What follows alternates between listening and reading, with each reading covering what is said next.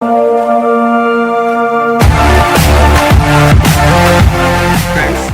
dear friends, today is the 5th class of conduction numericals. Okay, we are solving some numericals in this lecture based on GATE or IES previous years or PSUs. Okay, तो numericals के through हम concepts को clear करेंगे और क्या क्या similar types के numericals आ सकते हैं वो डिस्कस करेंगे. ओके, तो now come to first problem. Read. Consider one-dimensional steady-state heat conduction along x-axis 0 to L through a plane wall with the boundary surfaces x is equal to 0 and x is equal to L maintained at temperatures of 0 degree Celsius and 100 degree Celsius. Heat is generated uniformly throughout the wall. Very important line, my dear students, very important line. Choose the correct statement. तो सबसे पहले तो आप figure को बनाते हैं. सबसे पहले हम क्या कर रहे हैं, फिगर को बना रहे हैं. ओके, सी आपको दे रखा है ये x direction, x is equal to 0 से एल दे रखा है. ठीक है, आपको जो दे रखा है one dimensional steady state heat conduction along x axis 0 to L. तो हमने इस तरह की प्लेन वॉल बना ली. ठीक है, बाउंड्री कंडीशंस दे दी, x is equal to 0, x is equal to L. X is equal to 0 पर टेम्परेचर कितना है, टेम्परेचर इज 0 डिग्री सेल्सियस. और x is equal to 100 degree Celsius पे कितना है temperature, x is equal to L पर 100 डिग्री सेल्सियस. ठीक है, और heat is also getting generated, heat is also getting generated, q dot मान लिया हमने. ठीक है, अब क्वेश्चन हमारा ये है कि इस पर बेस्ड कुछ कंक्लूजन्स दिए हुए हैं, इनमें से कोई एक कंक्लूजन ठीक है. Choose the correct statement. ठीक है, the direction of heat transfer will be from the surface at 100 degree Celsius to the surface at 0 degree Celsius. 0 से 100 से 0 डिग्री सेल्सियस हीट फ्लो करेगी. जरूरी नहीं है, ऐसा कुछ जरूरी नहीं है. 100 इधर सरफेस है, इधर से भी तो हीट फ्लो कर सकती है, इधर से भी हीट फ्लो कर सकती है. ठीक है, the maximum temperature inside the wall must be greater than 100 degree Celsius. इस पर आएंगे हम, इसे सबसे लास्ट में डिस्कस करेंगे. The temperature distribution is linear within the wall. No, temperature distribution is not linear. अगर हीट जनरेशन हो रहा है तो आप टेम्परेचर डिस्ट्रीब्यूशन की इक्वेशंस निकालते थे, तो क्या निकल कर आती थी, पैराबोलिक. आपने जब generalise heat conduction equation find out की होगी तो उसमें आप देखते होगे कि जब हम टेम्परेचर की इक्वेशन निकालते हैं तो उसमें वो लीनियर नहीं आती है, पैराबोलिक आती है. अदरवाइज निकाल के देख लेते हैं. d2t upon dx square plus q dot upon k is equal to 1 upon alpha delta T upon delta T होता था. ये generalize heat conduction equation one dimensional है इन द प्लेन वॉल. तो यहाँ स्टडी स्टेट दे रखा है 0 मान लीजिए आप. ठीक है, आपका इतना निकल कर आ गया. Del two T upon del x square is equal to minus q dot upon k हो गया. अब आप लॉग इसका इंटीग्रल करिए तो आपको मिलेगा delta T upon del x is equal to minus q dot upon k into x plus C1. फिर एक बार इंटीग्रल करिए, इंटीग्रेशन लीजिए, x square upon 2 plus C1 x plus C2. ये किसकी फॉर्म में आ गया, पैराबोलिक की फॉर्म में. आप चेक कर सकते हैं एक्स स्क्वायर की फॉर्म में. तो ये पैराबोलिक हुआ, तो आपका ये गलत हो गया. ठीक है, ये गलत हो गया. Now come to option D. The temperature distribution is symmetric about the mid plane of the wall. ये भी गलत है.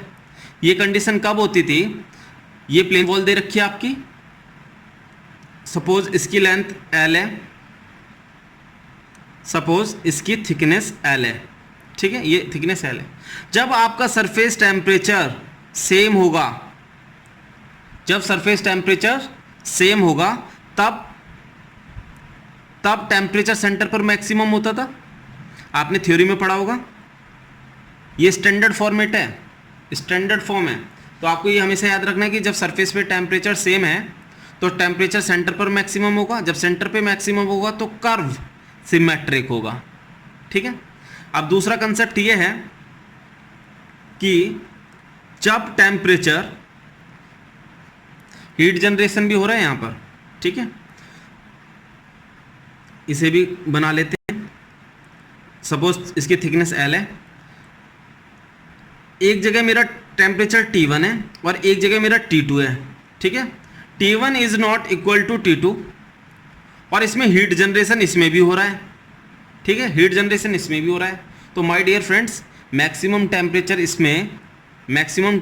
इसमें T1 की क्लोजर होगा, मीन्स जो सेंट्रल से टूवर्ड्स द मैक्सिमम टेम्परेचर होगा, यहाँ कहीं होगा। तो इसका कर्व इस टाइप का आएगा, इसका कर्व इस टाइप का आएगा, मतलब मैक्सिमम टेम्परेचर किसके पास होगा, towards the higher temperature surface, ठीक है। तो ये कर्व सिमेट्रिक नहीं हुआ। तो इससे कंक्लूजन क्या निकला, इससे कंक्लूजन क्या निकला कि अगर हीट जनरेशन हो रहा है तो temperature will be higher than the present temperature on the surface, means जो भी हायर टेम्परेचर होगा उससे ज़्यादा टेम्परेचर होगा, क्योंकि इसमें हीट जनरेशन हो रहा है। सेकेंड, अगर टेम्परेचर इक्वल नहीं है आउटर सरफेसिस पे तो curve, temperature distribution curve symmetric नहीं होगा, ठीक है। तो आप देखिए ये कंडीशन बिल्कुल इससे मैच कर रही है। T1 T2 are not equal here, thickness L मान ली, हीट जनरेशन हो रहा है। तो इसमें सेकंड पॉइंट ये गलत हो गया था, temperature distribution is symmetric about the mid plane of the wall, ये तब होगा जब आउटर सरफेसिस पे टेम्परेचर सेम दिया होगा, ये गलत हो गया। अब बचा पॉइंट ये, ठीक है, maximum temperature inside the wall must be greater than 100 degree Celsius, बिल्कुल सही है। 100 मतलब T1 T2 से हायर होगा अगर heat generation is taking place, okay. तो answer B is the correct answer, ठीक है। तो आपको ये याद रखना है, इस न्यूमेरिकल में मैंने आपको 3 चीज़ें बताई, 3 से 4 चीज़ें बताई। एक, पहले मैंने ये कंडीशन ली कि अगर हीट जनरेशन हो रहा है प्लेन वॉल में, स्लैब में, तो टेम्परेचर डिस्ट्रीब्यूशन कर पैराबोलिक होगा, ये प्रूव किया। सेकंड, अगर आउटर सरफेसेस पे टेम्परेचर सेम है और हीट जनरेशन हो रहा है तो मैक्सिमम टेम्परेचर आउटर सरफेसेस पे अवेलेबल टेम्परेचर से ज़्यादा होगा। Second, temperature distribution curve symmetric होगा और मैक्सिमम टेम्परेचर सेंटर पर होगा x = 0 पर, ठीक है। दूसरा, अगर टेम्परेचर सेम नहीं है आउटर सरफेसेस पे तो maximum temperature towards the higher temperature surface होगा, प्लस कर्व हमारा सिमेट्रिक नहीं होगा, ठीक है। तो आपको ये फाइंडिंग्स याद रखनी है ताकि आप और प्रॉब्लम्स में यूज़ कर सको, ठीक है। Now move on to next problem my dear friends. Now come to problem number 2, ये 2014 की प्रॉब्लम है। As the temperature of gas increases, thermal conductivity of a gas, 4 option दे रखे हैं, increases, decreases, remains constant, increases up to a certain temperature, then decreases. My dear friend, thermal conductivity of gas के लिए एक formula होता है, thermal conductivity of a gas is directly proportional to under root of temperature upon molecular mass. Always remember this formula, it will help you to solve many problems. अगर temperature बढ़ेगा तो thermal conductivity बढ़ेगी gas की, तो हमारा answer क्या हुआ, increases, okay. अगर मोलर मास से रिलेटेड पूछता तो मोलर मास बढ़ेगा तो थर्मल कंडक्टिविटी डिक्रीज करेगी, ठीक है। मोलर मास बढ़ेगा तो थर्मल कंडक्टिविटी डिक्रीज करेगी। Always remember this formula, okay. Now come to problem number 3, GATE 1998 की प्रॉब्लम है। The temperature variation under steady state conduction under steady heat conduction across a composite slab of two materials with thermal conductivities K1 and K2 is shown in figure, then which of the following statement holds true, ठीक है। आपको ये slab दे रखी है, एक ये slab दे रखी है, ठीक है। थर्मल कंडक्टिविटी K1 है इसकी K2 है, टेम्परेचर इस सरफेस का T1 T2 T3 है।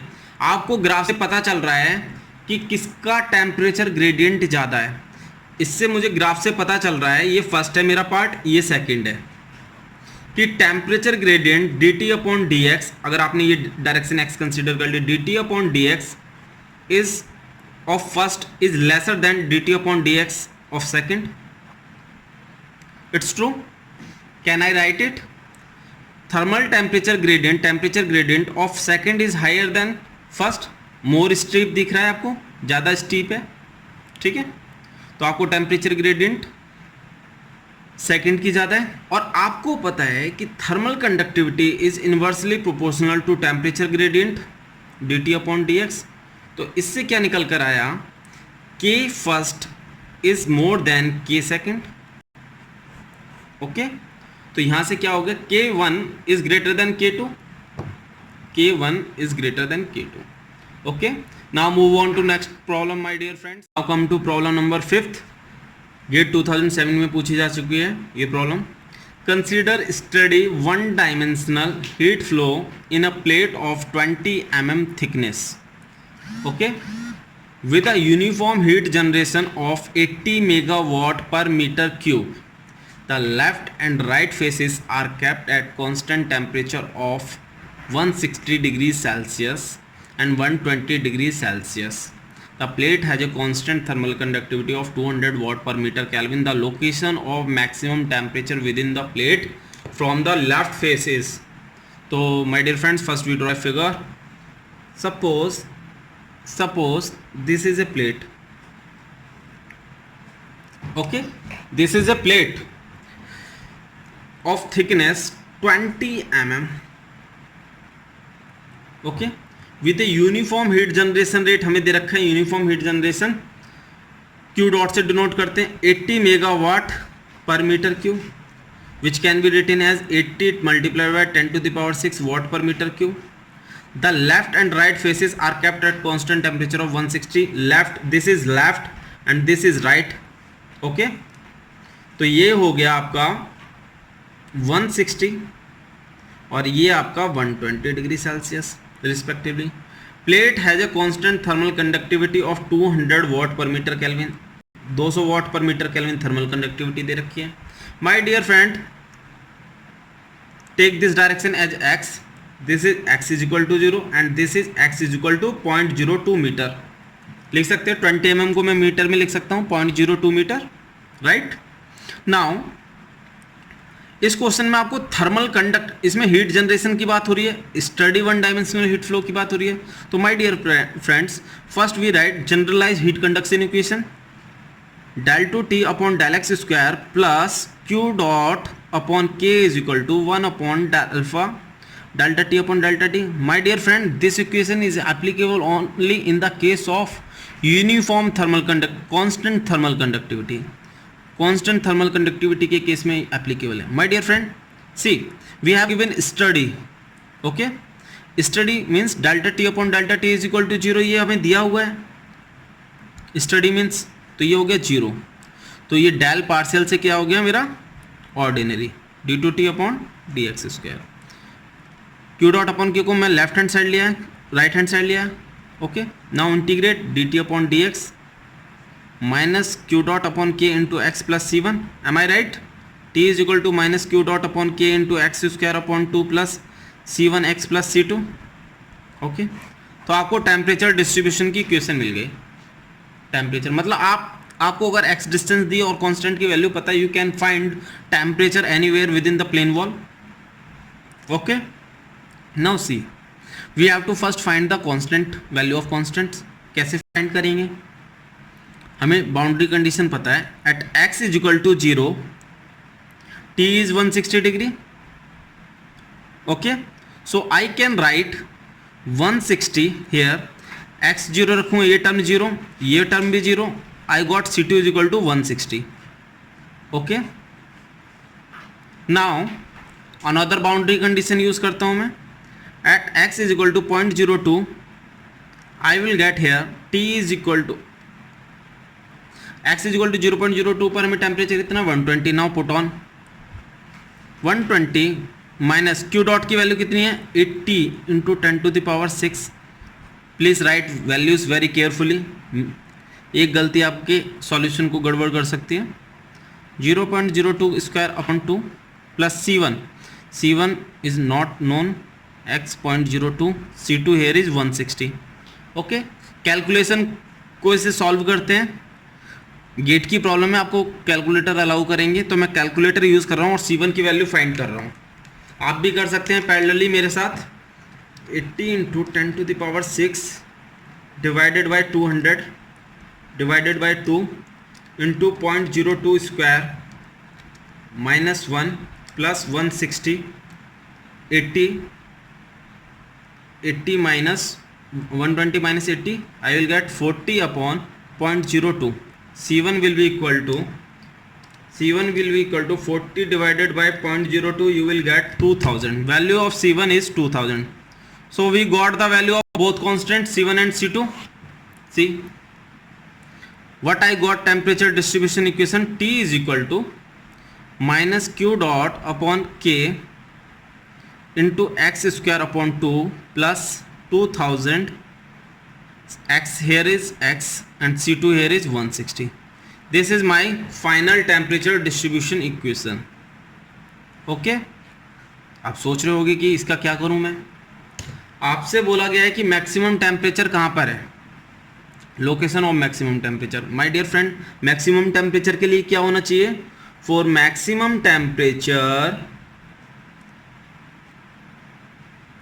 dt upon dx should be 0. Okay, तो मैं इसे 0 कर देता हूं. dt अपॉन dx कितना दे रखा है? Minus q dot upon k into x plus c one is equal to 0. You will get here q dot upon k into x is equal to C1. अब माय डियर फ्रेंड्स, अगर आप यहाँ C1 C2 की value नहीं निकालते तो आप find कर सकते थे, x नहीं कर पाते, इसलिए हमने फाइंड आउट किया. क्यू डॉट रखते हैं 8 × 10⁻6. क्यू के here is 200, x C1 here is 2000. okay, 42 is 80 और 45 is 200. 2 is 1, 2 1 is 2, so I got here 1000. okay, 1000 will cancel out 10⁻3, so I will get here x is equal to 5 × 10⁻³ meter. x is equal to 5 mm. This is my answer. This is my answer. Answer C. अब my dear friend, आप देख रहे होगे question में, इस question में मैंने केवल ये A लिखा हुआ है, A लिखा है, तो इसका मतलब एक सेकंड पार्ट भी पूछा गया है. इसका एक सेकंड पार्ट भी पूछा गया. अब हम सेकंड पार्ट सॉल्व करते हैं. ओके, सेकंड पार्ट सॉल्व करते हैं. तो मैं सेकंड क्वेश्चन निकालता हूँ और ये सेकंड क्वेश्चन आ गया. क्या है second question? Maximum temperature within the plate in degree is. My dear friend, हमने देखिए मैक्सिमम टेम्परेचर डिस्ट्रीब्यूशन की एक इक्वेशन फाइंड आउट कर रखी है. T is equal to minus q dot upon k into x square upon 2 plus 2000x plus 160. और maximum temperature मेरा कहाँ पर आया? x is equal to 5 mm पर, और यू कैन से 0.005 मीटर. मैक्सिमम टेम्परेचर किस पर है? At x is equal to 0.005 metre. t क्या है मेरा? मैक्सिमम. तो वैल्यू पुट ऑन करता हूँ. t मैक्स, q डॉट की वैल्यू कितनी थी? 18 × 10⁻6, k की वैल्यू 200, x कितना? 0.005 square upon 2 plus 2000 multiply by 0.005 plus 160. Now take calculator and solve it. Okay, 18 × 10⁻6 divided by 200 sorry, 0.005 square divided by 2. You will get -5 here plus 5 2 is 10 plus 160. तो ये कितना हो गया आपका? 160 plus 10 170 minus 5 165 degree Celsius. This is your final answer, 165 degree Celsius. Okay, now you can tick. Now you can note down. Now move on to next problem, my dear friends. Now come to problem number 5th. GATE 2004 की problem है. क्या problem है? A stainless steel tube thermal conductivity दे रखी है steel की, of a 2 centimetre ID OD दे रखा है, is insulated with 3 centimetre thick asbestos. Thermal conductivity भी दे रखी है. If the temperature difference between the inner most and outer most surface is 600 degree Celsius, the heat transfer rate per unit length is. तो solve करते हैं इस problem को. First we draw a figure. Okay, ये steel tube दे रखी है आपको, ठीक है. मैं क्रॉस सेक्शन बना रहा हूँ. ये स्टील ट्यूब दे रखी है, इसका आपको ID दे रखा है और OD दे रखा है. मैं R1 R2 में लिख ले रहा हूँ.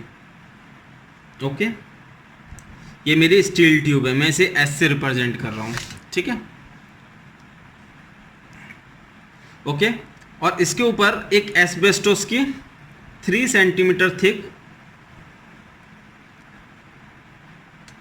इंसुलेशन लेयर लगा रखी है, ठीक है। ये कितनी है? 3 सेंटीमीटर थिक, 3 सेंटीमीटर थिक, तो ये मेरा हुआ R3, okay. See we have given thermal conductivity of steel 19। मैं यूनिट नहीं लिख रहा हूँ क्योंकि एग्जाम में भी आप यूनिट लिख के मत सॉल्व करना, बट यूनिट पढ़ना बहुत इंपॉर्टेंट है, ठीक है। अगर कन्वर्जन करना हो तो कन्वर्जन करें, अदरवाइज अगर आप यूनिट लिखेंगे और ऑब्जेक्टिव प्रॉब्लम है तो आपका टाइम वेस्ट होगा। आपको एस्बेस्टोस की भी थर्मल कंडक्टिविटी दे रखी है, ओके। आपको D1 दे रखा है 2 सेंटीमीटर, तो आपका R1 हो जाएगा 1 सेंटीमीटर। D2 दे रखा है आपका 5 सेंटीमीटर, तो R2 हो जाएगा आपका 2.5 सेंटीमीटर। माय डियर फ्रेंड, अब देखिए आपको R3 फाइंड करनी है। आप R3 कैसे फाइंड करोगे? R2 प्लस T, T क्या है यहाँ पर? थिकनेस है। R2 कितना है? 2.5, थिकनेस कितनी दे रखी है आपको? 3, ठीक है। तो आपको क्या मिल गया? 5.5 सेंटीमीटर, ओके। यहाँ सेंटीमीटर इसलिए लिखा है मैंने क्योंकि यहाँ यूनिट्स का कन्वर्जन करना पड़ सकता है, ठीक है। और आपको क्या है? टेम्परेचर मान लीजिए यहाँ T1 है, यहाँ T2, यहाँ T3। आपको क्या दे रखा है? Inner most and outer most, means इनका डिफरेंस T1 माइनस T3 का, that is equal to 600 degree Celsius. Now what we have asked, we have been asked Q upon L, heat transfer rate per unit length, okay. तो हम देखते हैं heat transfer क्या होता है। My dear friend, अगर आपको इसका थर्मल सर्किट बनाना हो, इतना सब कुछ करना नहीं है एग्जाम में। अगर इतना सब कुछ करेंगे तो आपका टाइम चला जाएगा। तो मैं आपको बस समझाने के लिए कर रहा हूँ। मैं थर्मल सर्किट बना रहा हूँ इसका। माय डियर फ्रेंड, इसमें मुझे कन्वेक्शन हीट ट्रांसफर कोफिशिएंट दिया नहीं है, तो कन्वेक्शन हो नहीं रहा है, ठीक है। तो यहाँ केस है प्योर कंडक्शन का।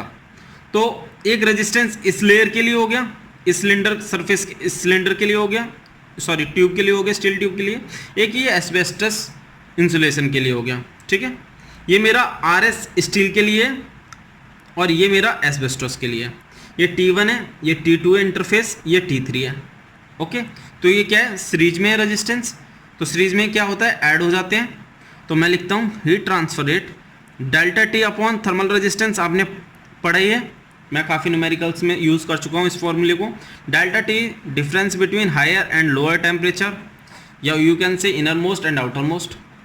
Thermal resistance will be addition of RA plus RS plus RA, ठीक है। पहले RS लिया क्योंकि मैं सीक्वेंस में चल रहा हूँ। तो T1 minus T3 upon RS कितना होगा मेरा? ln R2 upon R1 upon 2 पाई KL, ln R3 upon R2 upon 2 पाई K, यहाँ S लगाइए AL, ठीक है। आपको लेंथ नहीं दे रखी है, आपको लेंथ में पूछा है। लेंथ कहाँ होती है इसकी? इस तरफ ऐसे, ओके। और यहाँ से एक सेंट्रल एक्सिस जारी होती है। Got it? Now put on the values. T1 here is T1 minus T3 600 ln। देखिए जब डिवीजन में है तो आपको यूनिट चेंज करने का कोई मतलब नहीं है अगर डिवीजन में है तो, क्योंकि यूनिट आप कुछ भी कर लीजिए वो कैंसिल आउट हो जाएगी। तो मैं R2 अपन R1 की वैल्यू यहाँ कितनी रख रहा हूँ? 2.5 divided by 1 divided by 2 pi K। Steel की कितनी थर्मल कंडक्टिविटी है? 19। लेंथ ऐसी रख दी, ठीक है। ln R3 upon R2 5.5 upon R2 here is 2.5 2 pi K कितना है यहाँ पर? Thermal conductivity of asbestos 0.2 length. ये L मेरी न्यूमरेटर, ये लेंथ मेरी न्यूमरेटर में आ जाएगी, और न्यूमरेटर में लेने के बाद मैं क्रॉस मल्टीप्लिकेशन करके डिनोमिनेटर में लाऊंगा। तो ये हो गया मेरा Q upon L is equal to, after calculation, GATE की प्रॉब्लम है आपको कैलकुलेटर यूज़ करना होगा। तो सॉल्व करते हैं। ln 2.5 divided by 19 plus ln 5.5 divided by 2.5 divide by 0.2, you will get 3.99 multiply by divide by 2 pi divided by 2 pi, inverse multiply by 600. 944.72 is the right answer. 944.7185 is the exact answer. What पर metre. तो अब आप options देख लीजिए, क्या options आ रहा है आपका. C is the correct answer. Okay, आप समझ गए heat transfer rate per unit length कैसे हम निकालते हैं. तो friend now move to next problem. Friends now come to problem number 6. ये 2005 की प्रॉब्लम है. क्या है प्रॉब्लम को पढ़ते हैं. Heat flows through a composite slab as shown below. The depth of the slab is 1 meter. The thermal conductivity values are in watt per meter Kelvin. The overall thermal resistance in Kelvin watt. My dear friend, depth की अगर बात करें तो depth किस side होगी मेरी. Depth होगी इस साइड. लाइक ये डेप्थ दे रखी है मुझे, ये डेप्थ इतनी, ये 1 मीटर दे रखी है. माय डियर, ये किस में डेप्थ यूज होगी my dear friends. Cross sectional area में. That is perpendicular, heat transfer perpendicular to the cross sectional area. तो हमें क्रॉस सेक्शन एरिया जो हीट ट्रांसफर के परपेंडिकुलर होगा उसे कैलकुलेट करने में यूज होगी. ठीक है, तो first we draw a thermal circuit of this composite slab. Okay, तो थर्मल सर्किट हम ड्रॉ कर रहे हैं. ये थर्मल सर्किट ड्रॉ हुआ. माय डियर फ्रेंड्स, ये दोनों पैरेलल में, तो हमने पैरेलल में शो किया, ये सीरीज में शो किया. ठीक है, हाँ, अब देखते हैं रेजिस्टेंस निकालते हैं. रेजिस्टेंस का क्या फॉर्मूला होता है. रेजिस्टेंस का फॉर्मूला होता है हमारा resistance is equal to x upon k. Thermal resistance यही होता है ना. तो इंडिविजुअल का निकालते हैं, इस पार्ट का निकालते हैं. कितना होगा एक्स अपॉन के. एक्स एयर इज 0.5, के थर्मल कंडक्टिविटी 0.02. एरिया आपको निकालना है. एरिया कितना होगा इसके लिए. देखिए ये पूरी लेंथ, ये पूरी हाइट इज 1 मीटर और डेप्थ कितनी है 1 मीटर. डेप्थ कितनी है 1 मीटर. तो एरिया होगा 1 × 1. इसका निकालते हैं. एक्स कितना है यहाँ 0.25, के कितना है 0.1. एरिया कितना होगा हाइट इंटू डेप्थ 0.5 × 1. यहाँ पर 0.25 अपॉन 0.04 अपॉन एरिया 1 में से 0.5 गया तो ये कितना बचा आपका 0.5 मल्टीप्लाई बाय 1 डेप्थ. ये आ गया. अब आप इंडिविजुअल रेजिस्टेंस को कैलकुलेट कर लीजिए. इसकी वैल्यू हुई 25, एम आई राइट. इसकी वैल्यू हुई 5, इसकी वैल्यू हुई ये गया, ये 10 हुआ, 5 5 जा 50, 12.5. इसकी वैल्यू हुई 12.5. ओके, नाउ ये पैरेलल में, तो पैरेलल में निकालने के लिए क्या करते हैं, पैरेलल को सीरीज में कन्वर्ट करना है हमें. तो पहले यहाँ का रेजिस्टेंस निकालते हैं. इसका ये फॉर्मूला होता है 1/R is equal to 1/R1 plus 1/R2. Okay, तो 1/R1 हेयर इज 5 प्लस 12.5 है. 12.5 को मैं क्या लिख सकता हूँ 25/2 लिख सकता हूँ ताकि सिंप्लीफाई हो जाएगा. ठीक है, एलसीएम 25, 5 5 जा 5 5 7 1/R. तो यहाँ मेरी वैल्यू आ गई 25/7. ओके, अब 25 और 25 प्लस बाय 7 को मैं ऐड कर दूंगा क्योंकि अब ये सर्किट मेरा किस में कन्वर्ट हो गया है, इसमें सीरीज में. You can see it. ये 25/7 हो गया. इन दोनों को कन्वर्ट कर दिया मैंने सीरीज में, तो 25/7 हो गया और ये 25 हो गया. तो सीरीज में टोटल रेजिस्टेंस कितना हो गया मेरा 25 प्लस 25/7. ओके, तो 7 3 जा 21, 7 5 जा 35, 7 7 जा आपका 3.57 ऐड कर दीजिए इसमें, तो आंसर आ जाएगा 28.57. This is your right answer. Option C is the right answer, correct answer. Okay my dear friends, option C is the correct answer. Now move on to next problem my dear friends. Now come to problem number 7. GATE 2007 की problem है. क्या question में पूछा गया है, first we read the question. A long glass cylinder of inner dia and outer dia carries hot fluid inside. If the thermal conductivity of glass is this, thermal resistance per unit length of the cylinder. तो ये तो बहुत easy problem है.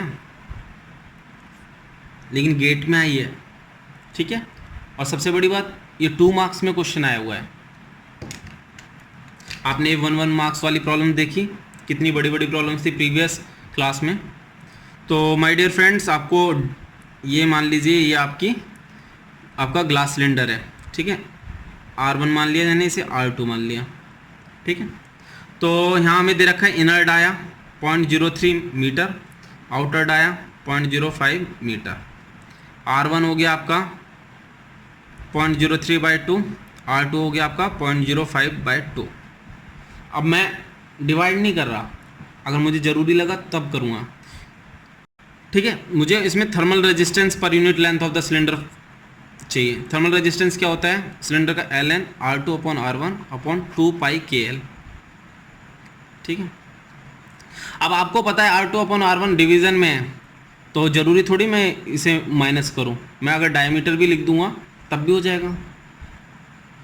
M I right? तो मैंने लिख दिया यहाँ diameter. R2 here is 5, 0.05, 0.03, 2πk, के thermal conductivity is 1.05, okay. Length पर यूनिट लेंथ कितनी दी है? पर यूनिट लेंथ की वैल्यू दी है हमें L = 1, ओके। तो 1 कंसीडर कर लिया। तो ये हो गया मेरा ln 5/3 2 × 1.05। तो कैलकुलेटर से सॉल्व करते हैं, कितनी वैल्यू आई हमारी?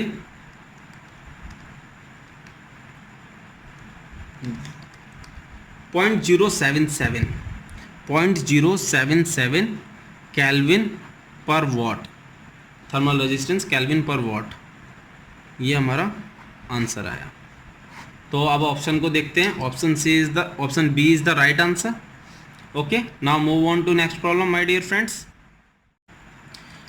Building has to be maintained at 21 degree Celsius dry bulb, 14.5 degree Celsius wet bulb. The dew point temperature under these conditions is 10.17 degree Celsius. The outside temperature is -23 degree Celsius. Dry bulb, and internal and external heat transfer coefficients are 8 watt per meter Kelvin and 23 watt per meter Kelvin. If the building wall has a thermal conductivity of 1.2 watt per meter Kelvin, the minimum thickness of wall required to prevent condensation is. My dear friends, इसमें बहुत सारे concepts use हो रहे हैं। ये 2007 की problem है, बहुत अच्छी प्रॉब्लम है। इसमें REC यूज़ हो रही है आपकी, इसमें आपका कंडेंसेशन का कंसेप्ट यूज़ हो रहा है, ठीक है। तो देखिए, इसमें आपको कन्फ्यूज़न भी होगी कि मैं टेम्परेचर कौन सा लूँ। माय डियर फ्रेंड्स, वेट वाल्व टेम्परेचर जो होता है, वेट वाल्व temperature WBT, not a thermodynamic state of temperature, not a thermodynamic state of temperature. तो ये करता क्या है? इट इनडायरेक्टली, और you can say directly, measures, indirectly और you can say directly measures humidity, okay. समझ में आ गया आपको? ये इनडायरेक्टली ह्यूमिडिटी का मेजरमेंट करता है, okay. Thermodynamic state of temperature नहीं है, हम ड्राई बल्ब टेम्परेचर को यूज़ करेंगे। सेकंड, इसमें दिया है कि हमें मिनिमम थिकनेस ऑफ वॉल चाहिए रिक्वायर्ड टू प्रिवेंट कंडेंसेशन। अब यहाँ कंडेंसेशन का कंसेप्ट है। कंडेंसेशन कब होगा? जब हमारा वॉल सरफेस, पहले तो हम वॉल को बना लेते हैं, ठीक है। ये वॉल बना ली मैंने, ये बिल्डिंग का इनसाइड है, ये वाला पार्ट आउटसाइड है। तो आउटसाइड टेम्परेचर मुझे कितना दे रखा है? आउटसाइड टेम्परेचर -23 डिग्री सेल्सियस, ठीक है। Dry bulb temperature, outside temperature, dry bulb temperature -23 degree Celsius. Inside कितना दे रखा है मुझे? 21। अब मैं यहाँ पे ड्राई बल्ब टेम्परेचर यूज़ कर रहा हूँ, नॉट WBT, ओके। अब ये इनसाइड टेम्परेचर है, इनसाइड टेम्परेचर ज़्यादा है, आउटसाइड टेम्परेचर कम है। तो हमें इतना मिनिमम टेम्परेचर रहना चाहिए इनसाइड सरफेस पे कि अंदर एयर का कंडेंसेशन ना हो, समझ रहे हो आप मेरी बात को, कंडेंसेशन नहीं हो। और कंडेंसेशन के लिए लिमिटिंग पॉइंट क्या होता है, लिमिटिंग पॉइंट ऑफ कंडेंसेशन क्या होता है हमारा,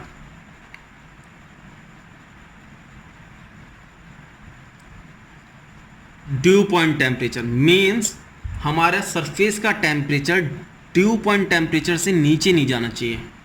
तो हमने मिनिमम थिकनेस ऑफ वॉल के लिए मिनिमम टेम्परेचर कितना हुआ हमारा इनसाइड सरफेस का, 10.27 डिग्री, 10.17 डिग्री। ओके, ये कोई मकड़ी ट्रैवल कर रही है जो मुझे डिस्टर्ब कर रही है, 10.17 डिग्री सेल्सियस। ओके, तो अब देखिए ये मेरी कोई वॉल है, इसे मैं ऐसे बना देता हूँ, ठीक है। ये मेरी कोई वॉल है और इसके इनसाइड और आउटसाइड का मुझे एम्बिएंट का टेम्परेचर दे रखा है। टेम्परेचर के अलावा मुझे क्या दे रखा है, इंटरनल एंड एक्सटर्नल सर्फेसिस का हीट ट्रांसफर कोफिशिएंट। तो मैंने इनसाइड का H1 मान लिया, HI मान लिया, that is equal to 8। Okay, और आउटसाइड का मुझे दिया है एक्सटर्नल का, आउटसाइड का 23। ऑब्वियसली वाट पर मीटर स्क्वायर केल्विन में, वाट पर मीटर स्क्वायर केल्विन में। बट आपको एग्जाम में इतना सब कुछ नहीं लिखना है, यूनिट नहीं लिखनी है, अदरवाइज आपका टाइम ज़्यादा कंज्यूम होगा, ठीक है। अब माय डियर फ्रेंड्स, आपको minimum thickness of wall required to prevent condensation, suppose मैंने थिकनेस मान ली x, ठीक है। अब ये थिकनेस मेरी मिनिमम होगी क्योंकि मैंने limiting point due point temperature माना है सरफेस का। ओके, थर्मल सर्किट ड्रॉ कर लेते हैं। थर्मल सर्किट ड्रॉ कर लेते हैं। ये हो गया इनसाइड हीट कन्वेक्शन रेजिस्टेंस, ये हो गया मेरा कंडक्शन रेजिस्टेंस, ये हो गया मेरा कन्वेक्शन रेजिस्टेंस। यहाँ टेम्परेचर Ti है, यहाँ पे ड्यू पॉइंट टेम्परेचर है, यहाँ पे T0 है। अब माय डियर फ्रेंड्स, आप सोच रहे होंगे कि प्रॉब्लम कैसे सॉल्व होगी, ये टेम्परेचर तो पता नहीं है, इसके अलावा ये अगर नहीं भी दे रखा है तब भी प्रॉब्लम सॉल्व हो जाएगी। देखिए मैं आपको दिखाता हूँ। यहाँ का थर्मल रेजिस्टेंस कितना होगा, कन्वेक्शन रेजिस्टेंस 1/HI AI होगा, राइट। आपको सरफेस एरिया दे रखा है क्या, आपको surface area building has to be, नहीं सरफेस एरिया नहीं दे रखा है। ओके, यहाँ का आपका कितना होगा x/KA। थर्मल कंडक्टिविटी दे रखी है, यस। आपको थर्मल कंडक्टिविटी ऑफ वॉल दे रखी है 1.2 वाट पर मीटर केल्विन। आउटसाइड का हो गया convection resistance 1/H0 E0। Okay my dear friends, अब आपको पता है अगर अमाउंट ऑफ हीट फ्लो होगा तो अलोंग द वॉल सेम होगा, इस बात को मानते हो आप। तो मैं इस पॉइंट ऐसे कंसिडर कर सकता हूं इसे कि जितनी अमाउंट ऑफ हीट फ्लो यहाँ हो रहा है उतना अमाउंट ऑफ हीट फ्लो यहाँ पर होगा मेरा, एम आई राइट। तो लेते हैं, आपको पता है हीट फ्लो के लिए फॉर्मूला क्या होता है, delta T upon thermal resistance, इसे कैपिटल Q कंसीडर कीजिए, राइट। तो ये हुआ मेरा, देखिए हीट अंदर से बाहर जा रही है तो मैं इस डायरेक्शन में चल रहा हूँ। डेल्टा T, ये मैंने फर्स्ट सर्किट मान लिया, आधा सर्किट को हाफ नाम दे दिया, इसे फर्स्ट सेकंड नाम दे दिया। Okay, see delta T upon R thermal first, delta T upon R thermal second.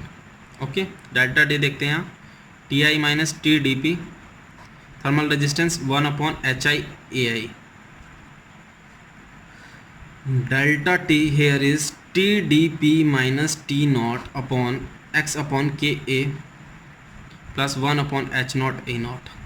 My dear friends, ये प्लेन स्लैब का केस है, प्लेन वॉल का केस है, स्लैब का केस है। Area is same here, AI is equal to A is equal to A0, तो area will be cancelled out. Okay, now put on the values of temperature. Ti here is 21, TdP here is 10.17 and 1/HI, HI here is 8. Okay, TdP due point temperature here is 10.17 minus T0 here is -23, तो ये add हो जाएगा -23 रखने पर। x कितना है निकालना है, वो तो k कितना है 1.2, 1/H0 कितना है 23। ओके, नाउ कैलकुलेशंस को सॉल्व आउट करते हैं। पहले मैं इसे सॉल्व करूँगा, फिर डिनोमिनेटर को इधर न्यूमरेटर में ले आऊँगा, इससे इस न्यूमरेटर को मैं डिवाइड कर दूंगा। ये सारा कैलकुलेटर में ही करना है, ये नहीं है कि वहाँ पर आप स्टेप्स लिख रहे हो और प्रॉब्लम को सॉल्व कर रहे हो। ठीक है, तो स्टार्ट करते हैं कैलकुलेटर को। 21 minus 10.17 multiply by 8 inverse multiply by 10.17 plus 23। okay, you got 0.382 on the right hand side. Now subtract 1 upon 23. okay, you got 0.339. now multiply by 1.2. you will get x is equal to 0.4072. x is equal to 0.4072 meter. This is your final answer my dear friends. This is your final answer. now देखते हैं option में कौन सा है। Option में है हमारा second option. Okay, hopefully आपको ये प्रॉब्लम समझ में आ गई होगी। बहुत अच्छी प्रॉब्लम थी, 2 नंबर की प्रॉब्लम थी, 2 मार्क्स की। Concepts must be very clear. यहाँ कंडेंसेशन का कंसेप्ट यूज़ हुआ है आपका, purely you can say RAC का यूज़ हुआ है, plus conduction as well as convection. Okay, now move on to next problem friends. Now come to problem number 9। GATE 2008 की problem है।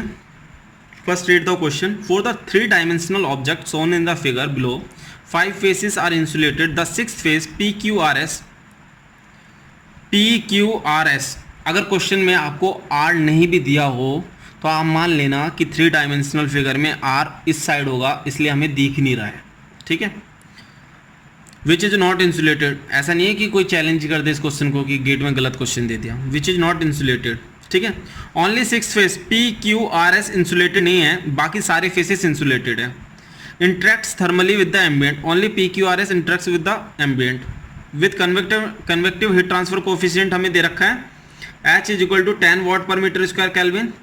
The ambient temperature T infinity is 30 degree Celsius. Heat is uniformly generated inside the object at the rate of 100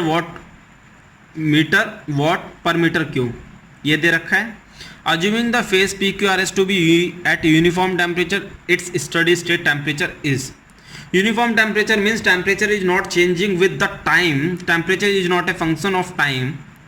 ठीक है, temperature, और you can say delta T upon delta T is equal to 0. Okay, तो my dear friends, आपके 5 देखिए, ये एक आपकी body है, इसमें 5 फेसेस, टोटल 6 फेसेस है। ठीक है, और 6 फेसेस में से 5 फेसेस इंसुलेटेड है, मीन्स ओनली 1 फेस ओपन है, दैट इज PQRS। तो जो हीट कंडक्शन होगा या हीट ट्रांसफर होगा वो केवल एक डायरेक्शन में हो रहा है क्योंकि एक फेस ओपन है। ठीक है, अगर एक की जगह PQRS के जस्ट अपोजिट वाला ओपन होता FGH तो तब भी 1 डायमेंशनल होता, लेकिन ये इधर का बंद कर रखा है, हमें हीट जनरेशन दे रखा है। मीन्स इसमें जितनी भी हीट जनरेट हो रही है वो केवल PQRS फेस की तरफ से कन्वेक्शन के थ्रू हीट कन्वेक्ट होगी टू द सराउंडिंग। ओके, तो concept here is Q conduction, 1 dimensional की प्रॉब्लम है, Q conduction is equal to Q convection. Okay, ये कंसेप्ट है। कंडक्शन कितना है यहाँ पर, हीट जो जनरेट हो रही है multiplied by volume is equal to convection H area into जो PQRS का टेम्परेचर दे रखा है surface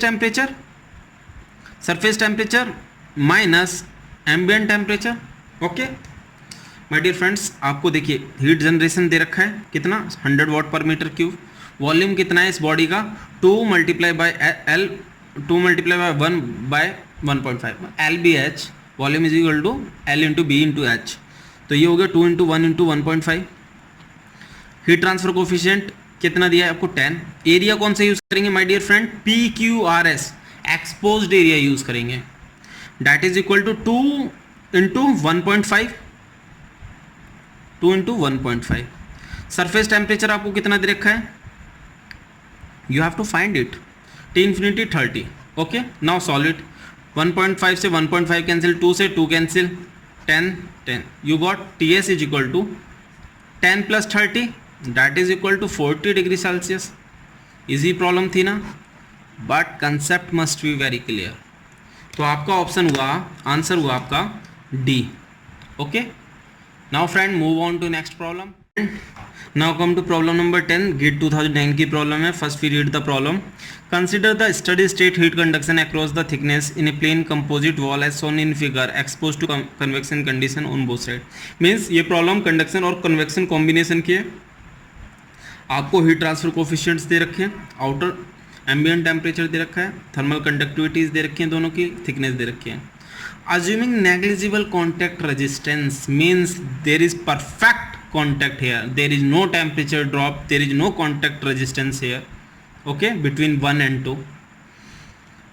The interface temperature T of the two walls will be, suppose this is interface temperature T, okay my dear friend, Ti here is 20 and T infinity here is Ti here is 20, T not कितना है हमारा -2, ठीक है।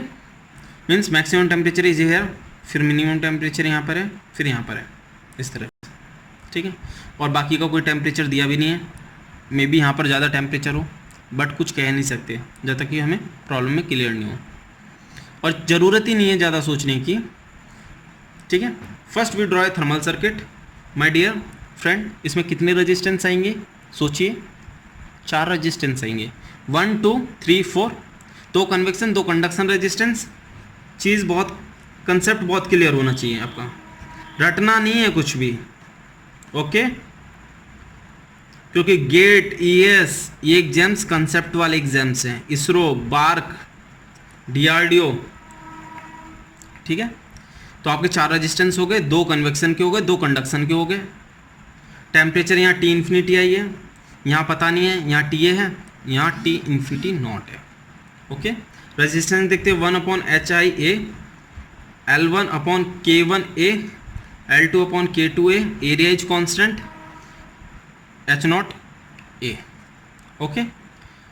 Now we have to find the temperature, interface temperature. तो interface temperature के लिए क्या है, हम इस टाइप का बना लेते हैं। मीन्स आपको पता है amount of heat transfer will be same, capital Q मान लीजिए, capital Q is equal to delta T upon thermal resistance. ये वाला कंसेप्ट यूज़ करेंगे इसके बीच में और इसके बीच में, ठीक है।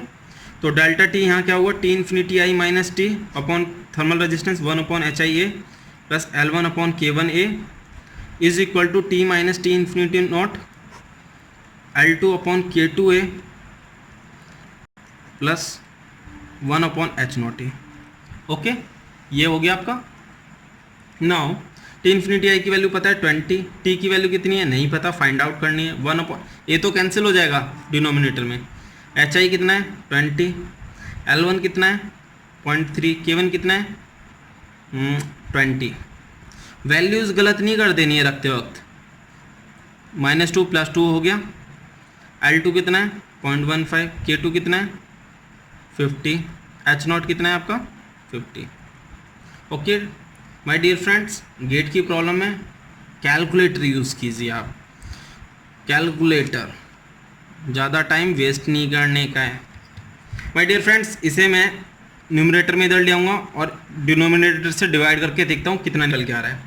1/20 that is equal to 0.05 plus 0.3 divided by 20, okay 0.065 हो गया, डिवाइड बाय ब्रैकेट, बड़ा ब्रैकेट छोटू bracket 0.15 divided by 50 plus 1/50 plus, तो ये टर्म और ये टर्म एलिमिनेट करने पर हमें मिलता है 2.826 T plus 2 20 minus T 2.826 T into 2 5.652, T वाली टर्म्स एक साथ ले लीजिए, इसे 20 में से माइनस कर दीजिए, यू विल गेट हेयर 14.3478। अभी ये आप सोच रहे हो कि 3-4 डिजिट्स में मैं क्यों चल रहा हूँ, क्योंकि आपको पता है आजकल गेट में क्या होता है, एग्जाम्स में पॉइंट के बाद वाली वैल्यूज़ रेंज में होती हैं। तो अगर आपका आंसर गलत होने के चांसेस को अवॉइड करने के लिए आप ज़्यादा नंबर ऑफ वैल्यूज़ स्टार्टिंग से लेते चलिए, ताकि लास्ट में एरर कम से कम हो। 3.826 से डिवाइड किया 3.75 डिग्री सेल्सियस, 3.75 डिग्री सेल्सियस। अब ऑप्शंस देख लीजिए और प्यार से टिक कर दीजिए। ओके, तो यहाँ पर ये ये क्लास समाप्त होती है। अगर आपको ये वीडियो पसंद आई हो, प्रॉब्लम्स पसंद आई हो, सॉल्यूशन पसंद आया हो, पढ़ाने का तरीका पसंद आया हो, प्लीज़ लाइक करिए, शेयर करिए, सब्सक्राइब करिए। रेगुलर अपडेट्स के लिए प्लीज़ घंटी बजा दीजिए। Thank you so much.